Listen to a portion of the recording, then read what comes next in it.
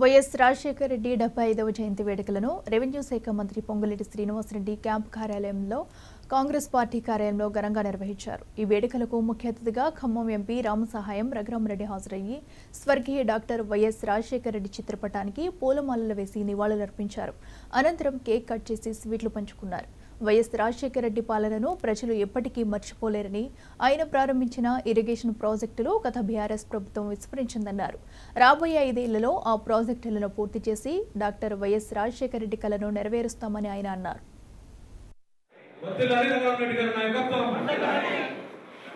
Doctor YS Rajasekhara Reddy గారి birth anniversary సందర్భంగా ఖమ్మం జిల్లా హెడ్ క్వార్టర్ కాంగ్రెస్ భవన్లో వారికి పూలమాల వేసి పూలు అర్పించి వారిని మళ్ళీ వారి పరిపాలన, వారు చేసే అభివృద్ధి ఆ రోజులలో మళ్ళీ మేము స్మరించుకున్నాము.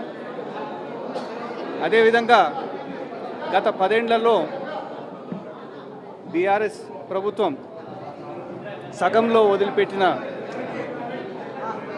పనులు, రాజశేఖర రెడ్డి గారు చేపట్టిన పనులు అన్నిటినీ ఇప్పుడు పూర్తి స్థాయిగా మన ముఖ్యమంత్రి గారు రేవంత్ రెడ్డి గారి లీడర్షిప్లో ఈ 5 ఏళ్లలో పూర్తి స్థాయిగా కంప్లీట్ చేయబోతుందన్నమాట. బీఆర్ఎస్ ప్రభుత్వం వదిలిపెట్టిన పనులన్నీ, చాలా పనులు రాజశేఖర రెడ్డి గారు, డాక్టర్ వైఎస్ రాజశేఖర రెడ్డి గారే స్టార్ట్ చేశారన్నమాట.